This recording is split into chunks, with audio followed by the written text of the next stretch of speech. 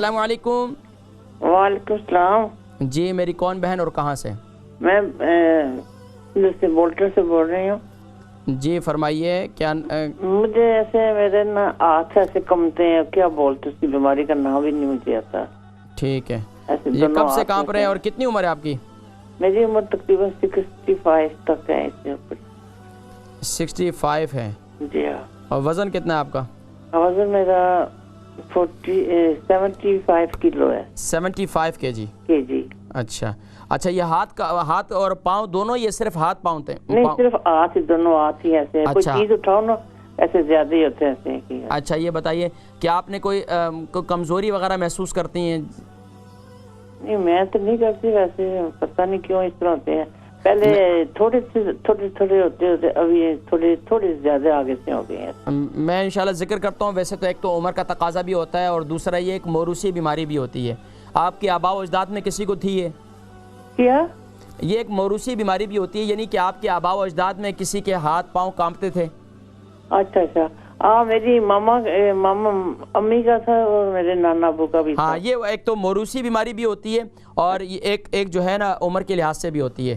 تو آپ نے خود ذکر کر دیا کہ یہ جو ہے آپ کے والدین کی طرف سے بھی ہے. تو باقی پھر بھی میں انشاءاللہ ذکر کرتا ہوں. ٹھیک ہے, بہت شکریہ. ہاتھ کانپتے ہیں اور 65 سال ان کی عمر ہے, 75 ان کا ویٹ ہے. اس کے لیے کچھ بتلا دیں.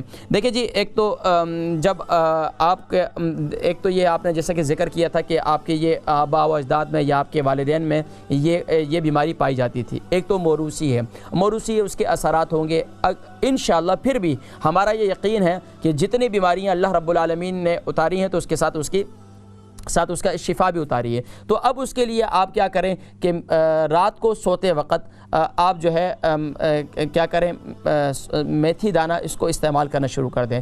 رات کو میتھی دانہ دودھ کے ساتھ استعمال کرنا شروع کر دیں. اس سے آپ کے اعصاب میں تقویت پیدا ہوگی.